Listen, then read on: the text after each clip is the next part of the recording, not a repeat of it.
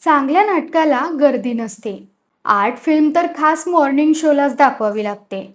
एखाद्या चांगल्या साहित्यिकाच्या भाषणाला गर्दी तर सोडाच, पण रसिक श्रोत्यांना मोठ्या मिन्नतवारीनं गोळा करावं लागतं.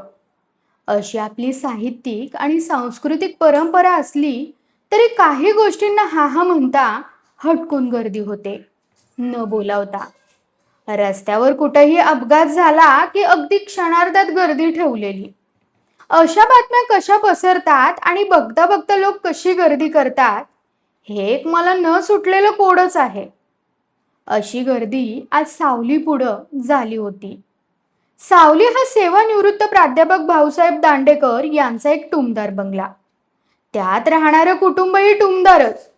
एकुलता एक तरुण मिळवता मुलगा आणि एकुलते एक मिळवती सून. सध्या मॅटर्निटी लिव्हवर असल्यामुळे आपल्या 1 महिन्याच्या बाळाला घेऊन सावलीतच होती. तिच्या माहेरी तिचे आई वडील नसल्यामुळे सावली हेच तिचं माहेर आणि सासरही होतं. पेन्शनर भाऊसाहेब हे 70चे होते आणि त्यांच्या पत्नी 65च्या घरातल्या. मुद्दाम बागेची हौस भागवण्यासाठी गावात कुठं फ्लॅट न घेता गावाबाहेर म्हणजे पुणे ते सिंहगड रस्त्यावर धायरीला एका खेड्याजवळ त्यांनी प्लॉट घेऊन छान बंगला बांधला होता. छान बाग केली होती. कोबी, फ्लॉवर, भेंडी, मेथी असा भाजीपाला होता. विलायती तुरीची 2 मोठी झाडं होती. शिवाय गुलाब बारमाही फुलायचा. दसऱ्याला झेंडू असायचा. हे वृद्ध जोडपं रोज सकाळ संध्याकाळ मोठ्या आवडीनं बागेत काम करायचं. त्यात त्यांचा वेळही चांगला जायचा. दरवर्षी ते सकाळच्या भाजीपाला स्पर्धेत भाग घ्यायचे. या स्पर्धेत त्यांच्या कोबीनं 2दा तर फ्लॉवरनं लागोपाठ 3दा पारितोषिक पटकावलं.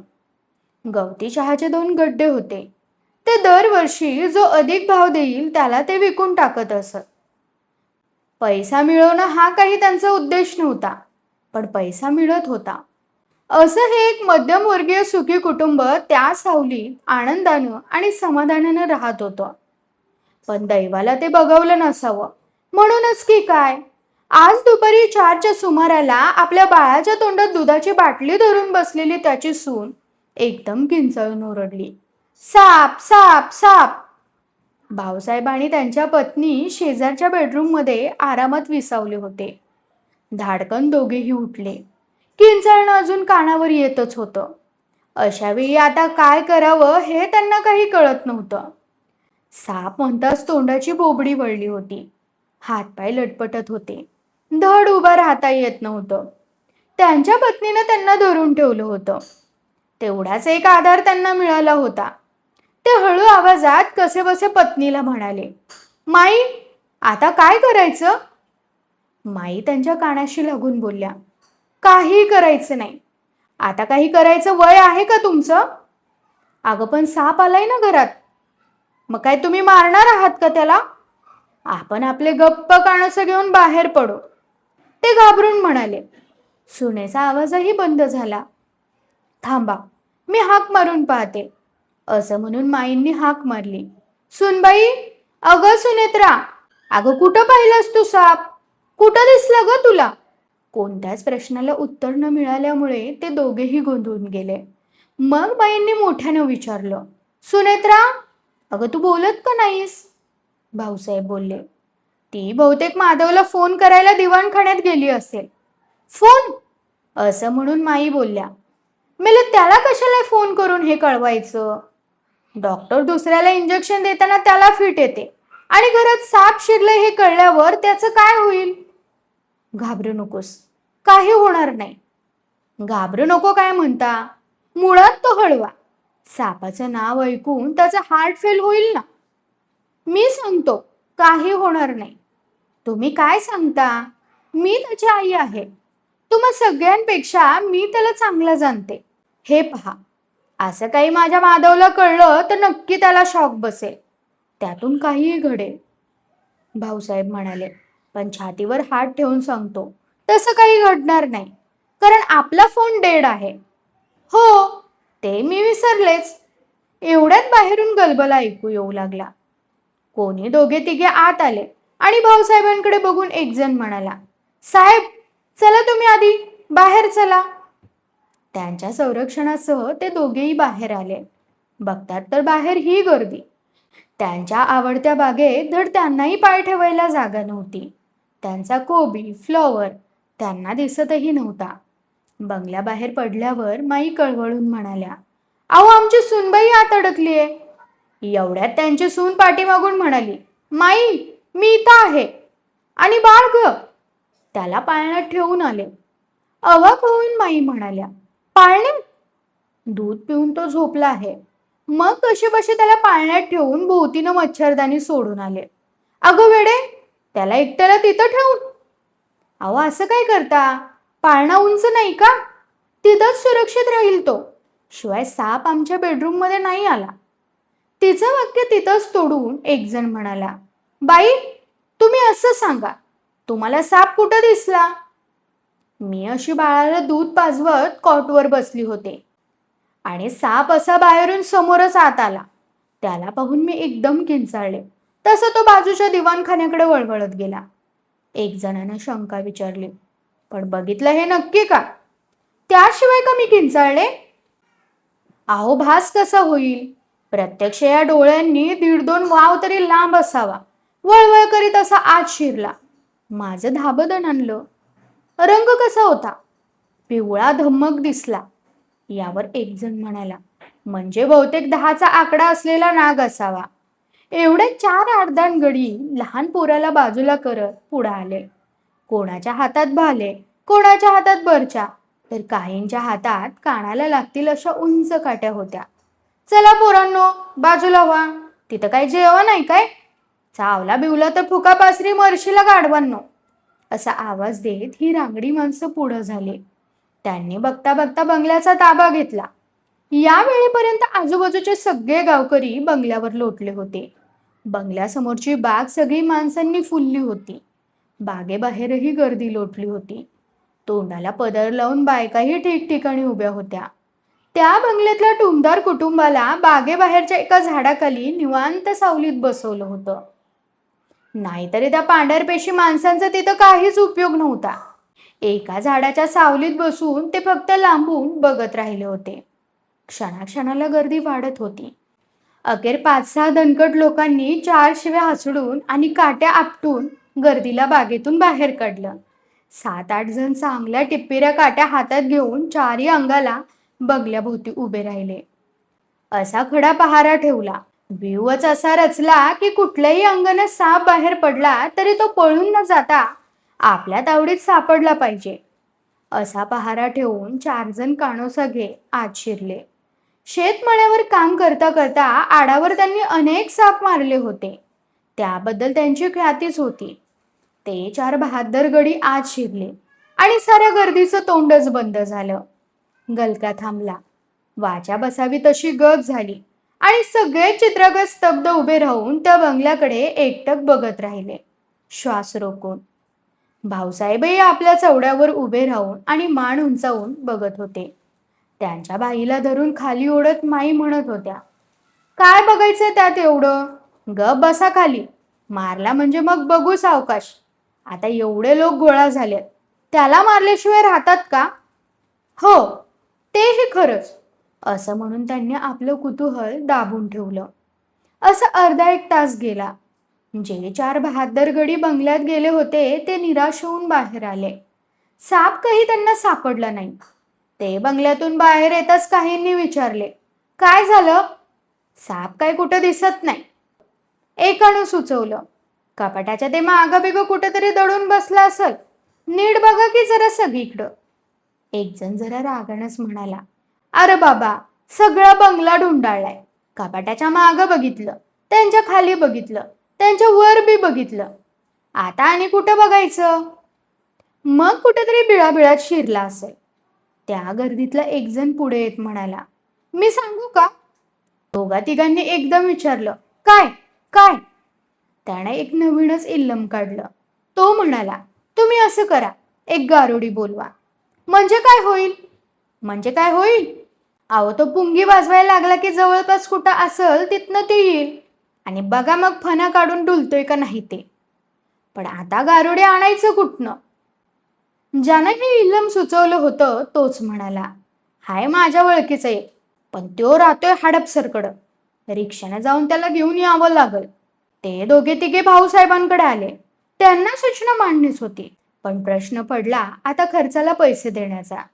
पैसे आत एका कपाट्यात अडकले होते आणि ते आज जाऊन आणायला त्यांची हिंमत नव्हती. आणि कशीबशी हिंमत केलीच असती तर या गोष्टीला माईंनी सँक्शनच दिलं नसतं. शेवटी गोदरेज कपाट्याच्या किल्ल्या कुठं आहेत आणि नोटांचं पुडकं कुठं ठेवलंय हे भाऊसाहेबांनी एकाला समजावून सांगितलं. मग बंगल्यात जाऊन 500चं एक पुडकं घेऊन तो बाहेर आला. त्यातले 50 रुपये रिक्षा वगैरेसाठी देऊन त्या गड्याला हडपसरला पाठवलं. तो गारुडी आणायला गेला तरी तिकडे सापाचा शोध चालूच होता. गर्दीत नाना तऱ्हेचे लोक असतात. एकानं सुचवलं, असं करा, एक 10 गागरींचा मोठा हंडा आण. तेवढा हंडा भरून पाणी चांगलं उकळी येऊस्तर तापवा. मग काय होईल? तेवढं उकळी आलेलं पाणी सगळ्या बंगल्यात होतो.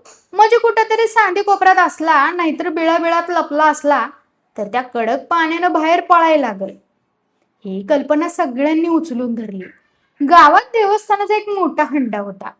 बंगल्याच्या आवारात त्या टुंदर बागेत एक मोठा चर खणून त्यावर तो हंडा ठेवला आणि खाली लाकडं पेटवून पाणी तापवलं. अर्ध्या तासात हंडा उकळू लागला. मग 5-6 बादल्या आणल्या. कडक पाण्यानं त्या भरल्या. प्रत्येक खोलीत एक बादली पाठवली आणि प्रत्येक बादली बरोबर 2-2 काट्याधारकांचं संरक्षण दिलं. बंगल्याभोवतालचा पहाराही कडक केला. काट्या आणि भाले घेऊन 8-10 गडी वेढा देऊन उभे राहिले. या वेळेपर्यंत गावातले एका हायस्कूलचे एक ड्रिल मास्तरही येऊन त्यात सामील झाले होते. नुसते सामील नाही तर हल्ल्याचं नेतृत्वही त्यांनी आपल्याकडे घेतलं होतं.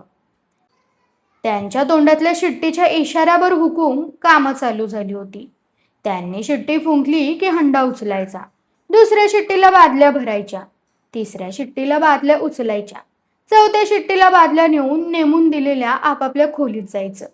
आणि शेवटी शिट्टी फुंकली की बादल्या ओतून त्या रिकाम्या करायच्या.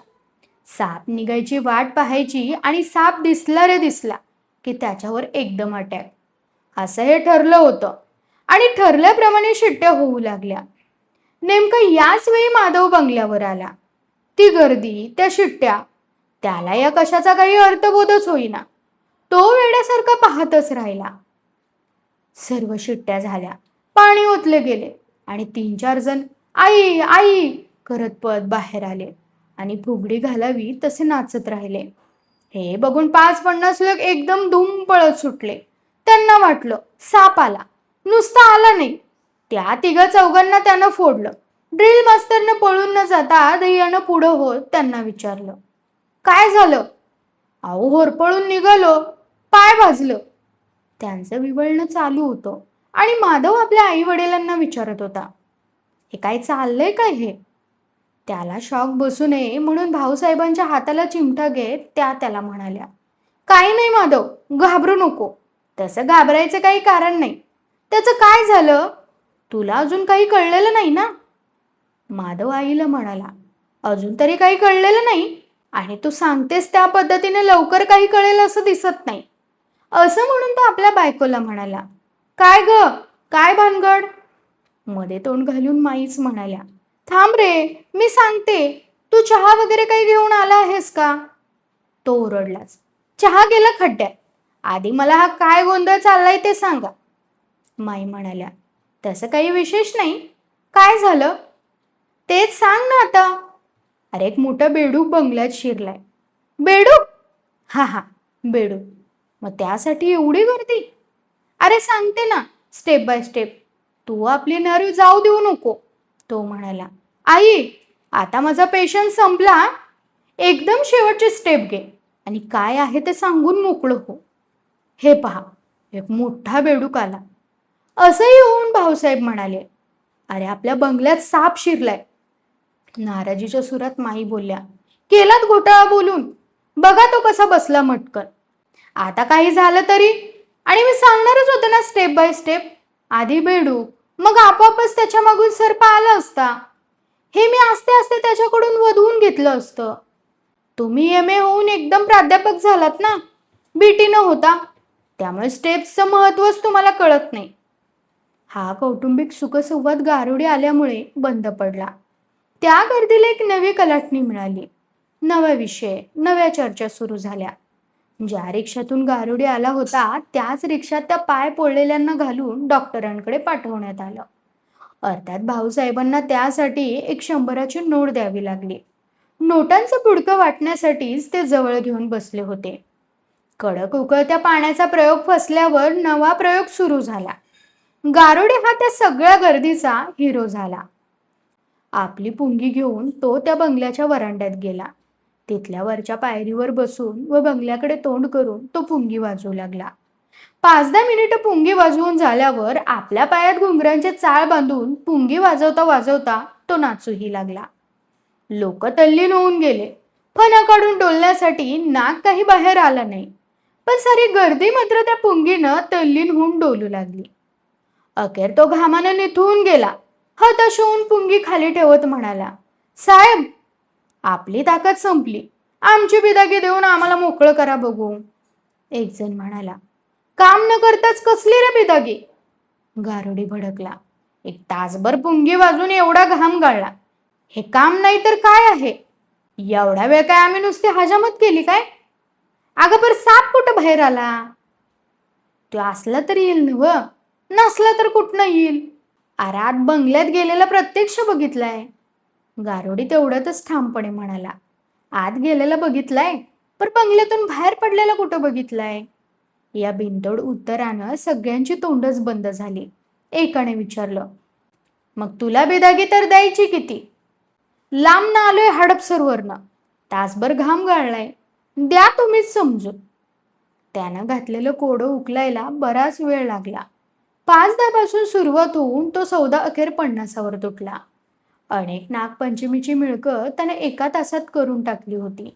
अर्थात त्यातला 4था हिस्सा ज्यानं त्याला आणलं होतं त्याला मिळाला. गारुडी गेला. अनेक नवी टून ड्रिल मास्तरांनीच काढली. ते भाऊसाहेबांकडे आले आणि म्हणाले, अजून एक मार्ग आहे. काय? घरभर सगळं दूर करू. म्हणजे काय होईल? असलं कुठं सांदी कोपऱ्यात तर बाहेर येईल. भाऊसाहेब म्हणाले, अहो असा जर सांदी कोपऱ्यात नाहीतर बिळाबिळात लपला असता तर उकळतं पाणी टाकलं तेव्हा बाहेर नसता का पडला? हा प्रश्न त्यांना विचार करायला लावणार होता. ते पेचात पडले. पण माईंनीच त्यांचं उत्तर देऊन तो पेच सोडवला. समजा तो खाली सांदी कोपऱ्यात किंवा बिळाबिळात न बसता जर कपाटावर अगर शेल्फवर म्हणा, नाही तर स्वयंपाकाच्या ओठ्यावर चढून बसला असेल तर उकळतं पाणी खाली ओतून काय होणार? मान हलवत भाऊसाहेब म्हणाले, हेही बरोबरच आहे म्हणा. ताडकन माई म्हणाल्या, तुमचंही नेहमीच आहे. हेही बरोबर आहे आणि तेही बरोबर आहे. आणि खरं सांगायचं तर तुमचं कोणतंच काम बरोबर नसतं. असा एक जनरल शेरा मारून त्या ड्रिल मास्तरांना म्हणाल्या, तुमची कल्पना चांगली आहे, करा धूर. ही संमती मिळताच ड्रिल मास्तर शिट्ट्या फुकत बंगल्याकडे गेले. धूर कसा करावा यावर त्यांनी चर्चा सुरू केली. कोणी म्हणाले, आपण धूप घालू. यावर ड्रिल मास्तर भडकले. ते म्हणाले, धूप घालू का उदबत्त्या नाही लावत? नाहीतर असं करा, अत्तराचे फाळे ठेवूया प्रत्येक खोलीत. म्हणजे असलाच साप तर झक्कास वास घेत बसेल. त्यांनी असा जगदग्नीचा अवतार धारण केल्यावर सगळे चिडीचूप झाले. मग मास्तरच बोलू लागले, असं करूया, गौऱ्या जमू, त्यावर घासलेट होतो आणि एक एक खोलीत 4-2 गौऱ्या पेटवून ठेवून देऊ. ड्रिल मास्तरांनी केलेल्या या मार्गदर्शनाप्रमाणे कारवाई सुरू झाली. नियुक्ती न करता अनेक स्वयंसेवक हाताशी होते. ते सगळे गौऱ्या जमवण्याच्या कामगिरीवर लागले. एवढ्यात माधवच्या मनात एक नवीनच स्मार्ट कल्पना आली. तो आपल्या वडिलांना म्हणाला, भाऊ, मला वाटतं आपण सरळ पोलीस चौकीत जाऊन या घटनेची वर्दी देऊ. या कामी शासनाची मदत घेऊ. जो काही बंदोबस्त करायचा तो पोलीस करतील. बेटा, ही कल्पना चांगली आहे. माईंनीही साथ दिली. हे अगदी करेक्ट आहे. मला वाटलंच होतं. आपला माधव आला की काहीतरी तोडगा काढीलच. तुझा कॉम्प्युटरचा कोर्स आणि तुझी बुद्धिमत्ता वाया गेली नाही बरं का? इकडे ड्रिल मास्तर आणि त्यांचे साथीदार आपल्या कामाला लागले होते आणि ते पितापुत्र रिक्षा करून पुण्याच्या दिशेला एका पोलीस चौकीवर गेले. दिवस मावळायला आला होता आणि पोलिसांचा दिवस अजून उगवायचा होता. रात्र झाली की त्यांचा दिवस उगवत असतो. तोवर कोणी महत्वाचे अधिकारी चौकीवर येत नसतात. त्याआधीच हे चौकीवर जाऊन पोचले. चौकीत 2 पोलीस आणि 1 हवालदार एवढी मोजकीच 3 मंडळी हजर होती. भाऊसाहेब आणि माधवराव चौकीवर आले. तेव्हा त्यांनी त्यांचं आपल्या पद्धतीनं स्वागत केलं. म्हणजे या नाही, बसा नाही. आपण कोण? हेही नाही. मग स्वतःचा परिचय करून देत भाऊसाहेब म्हणाले, मी एक सेवानिवृत्त प्राध्यापक आहे. हा माझा मुलगा माधव. हवालदार आपली मिशी चुरीत म्हणाला, बरं मग? माझा धायरीला बंगला आहे. तो असू द्या हो. तुम्ही चौकीवर का आलाय ते सांगा. तुमची काही कंप्लेंट आहे का? होय, त्यासाठीच आलोय. मग सांगा की काय ते. आमच्या बंगल्यात साप शिरलाय. बरं मग? त्यानं गुन्हा काय केलाय? त्यानं चोरी केली का? घर फोडलंय का? का दरोडा घातलाय? भाऊसाहेबांना हवालदारांच्या या प्रश्नांनी काय बोलावं हे कळेनासं झालं आणि हवालदारांनी नंतर त्यांना पुन्हा विचारलं, कोण साप? कुठला? त्याचं नाव गाव काय? त्यानं इंडियन पिनल कोडचा कुठला गुन्हा केलाय? कुठल्या कलमाचा भंग केलाय? काय बोलावं हे भाऊसाहेबांना कळेना झालं. त्यांचे चिरंजीव गोंधळून गेले. इंडियन पिनल कोड काय? गुन्हा काय? आणि कुठल्या कलमाचा भंग काय? हे त्यांना काही कळेनासंच होऊन बसलं.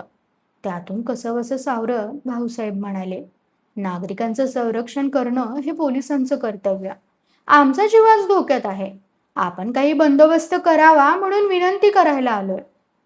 तुमच्या घरात शिरून सापानं चोरी केली काय? नाही. तुमच्या घरात कुणा लेकी सुनेची इज्जत घेतली काय? नाही. कुणावर बलात्कार केलाय काय? नाही. मग काय गुन्हा केलाय त्यानं म्हणून तुम्ही कंप्लेंट द्यायला आलाय? मला सांगा. कोणत्या गुन्ह्याखाली आम्ही त्याला अटक करणार? भाऊसाहेब म्हणाले, हो, तेही खरंच आहे. काय खरंच म्हणता प्राध्यापक साहेब? अहो, उद्या डास चावले तर तुम्ही चौकीवर याल. आम्ही काय करणार? आम्ही IPCतल्या कलमाप्रमाणे चालतो. हाय काय त्यात तरतूद? कोणत्या शाळेनं तुम्हाला चौकीवर जाण्याचा सल्ला दिला? या प्रश्नानं माधवची मान एकदम खाली झाली आणि हवालदार म्हणाला, खरं म्हणजे चांगल्या माणसांनी चौकीवर कवा येऊ नये. आपण चांगले आहोत, सज्जन आहोत याची भाऊसाहेबांना एकदम प्रकर्षानं जाणीव झाली आणि ते दाखवून देण्यासाठीच लगेच चौकी सोडून निघण्याच्या विचारानं ते उठले. हवालदाराला म्हणाले, बरं मग जाऊ आम्ही? येताना विचारलं होतं, मग जाताना तर काय विचारता? हे बघा, मी कोण तुम्हाला जा म्हणून सांगणार? मी आपला एक साधा हवालदार आहे. वाटल्यास असं करा, तासाभरानं फौजदार येतील, त्यांची भेट घ्या. काय करता आलं तर बघा. हवालदाराच्या एवढ्या दणक्यानेच ते गार झाले होते. फौजदार यायच्या आत आपण निघावं हे शहाणपणाचं वाटून ते दोघेही बाहेर पडलेच. रिक्षा उभीच केली होती. त्या रिक्षानं परत गेले. बंगल्यावर पोचतात तर दृश्य असं, भलाजंगी नाग मारलेला आणि त्याचं तर धूळ बागेत पडलेलं. भाऊसाहेब आणि माधव दोघेही धावतच गेले. त्या नागाभोवती बघ्यांची गर्दी होती, पण त्यात माई आणि सुनेत्रा दिसत नव्हत्या. माधवनं विचारलं, आई आणि सुनेत्रा कुठे आहेत? ड्रिल मास्तर म्हणाले, त्या बाळाला घेऊन डॉक्टरकडे गेल्यात. डॉक्टर? दोघांनाही धक्का बसला. का? कशासाठी? त्यांची वाचच गेली आणि कोणीतरी एकानं समजावून सांगितलं, घाबरू नका. धुरानं बाळ घुसमटलेलं होतं, बेशुद्ध होऊन पडलं होतं. लवकर लक्षात आलं म्हणून बरं झालं. लगेच दवाखान्यात नेलं, नळ्या लावल्यात, आता बरं आहे. आपल्याच आनंदात असलेले ड्रिल मास्तर सांगू लागले, माझी कल्पना बरोबर ठरली. घरभर धूर केला. अहो, नाग एका कपाटाच्या वर बसला होता. त्या धुरानं त्याची चुंबळ खाली पडली. कसंबसं आत बाहेर काट्यांवर काट्या घातल्या. आता ह्याचं दहन करू. भाऊसाहेब आणि माधव या दोघांचंही या कशातच लक्ष नव्हतं. बाळ दवाखान्यात आहे या कल्पनेनं माधव एकदम खचला होता. एवढ्यात एक रिक्षा आली आणि बाळाला घेऊन माई व सुनेत्रा खाली उतरल्या. त्यांना पाहताच माधवच्या डोळ्यातून आनंदाश्रू वाहू लागले आणि भाऊसाहेबांचेही थरथरणारे पाय स्थिर झाले. त्यांनी सुटकेचा निश्वास सोडला. जवळ जाऊन बाळाला पाहिलं. गालाला ओठ लावून त्याची पापी घेतली आणि माधवने त्याला जवळ छातीशी कवटाळलं. माई म्हणाल्या, डॉक्टर म्हणत होते 1 रात्र राहू द्या, पण मी म्हणाले माझ्या माधवला धक्का बसेल. आता ठीक असेल तर लगेच डिस्चार्ज द्या. तुझ्यासाठी डिस्चार्ज घेऊन आले. हा सगळा गोंधळ संपला. रात्र जाऊन दिवस उगवला आणि एक एक नवे शोध लागू लागले. सकाळी लवकर उठून चहा करणारी सुनेत्रा माधवला झोपेतून उठवून म्हणाली, अहो उठा, गोदरेजच्या कपाटातले दागिने गेले आहेत. तोवर माई घाईघाईनं येऊन म्हणाल्या, 7च्या बातम्या ऐकाव्या म्हणून 2 in 1 पाहते, तर तो कुठंच सापडत नाही. एवढ्यात भाऊसाहेब ओरडत आले, माझ्या उशिकलचं घड्याळ काय झालं? घड्याळ कोणी घेतलंय का? न्यूयॉर्कहून हक्काने भेट म्हणून माझ्या वाढदिवसाला पाठवलेलं घड्याळ आहे ते. असे हे नवे सर्प डोळ्यापुढे दिसू लागले. 10 घरचे 10 लोक. कोण आले आणि कोणी काय नेलं हे काय कळणार? नावं तरी कोणाची घ्यायची? त्या सावलीतलं ते टुमदार कुटुंब अवाक होऊन गेलं. बाहेर बागेकडे बघायची सोयच नव्हती. बंगल्यापेक्षा फ्लॅट बरा असं म्हणायची पाळी त्यांच्यावर आली होती. कथा कशी वाटली हे कमेंट करून सांगा. कथा आवडल्यास इतरांना शेअर करा. कथेला लाईक करा, कमेंट करा आणि चॅनलला सबस्क्राईब करायला विसरू नका.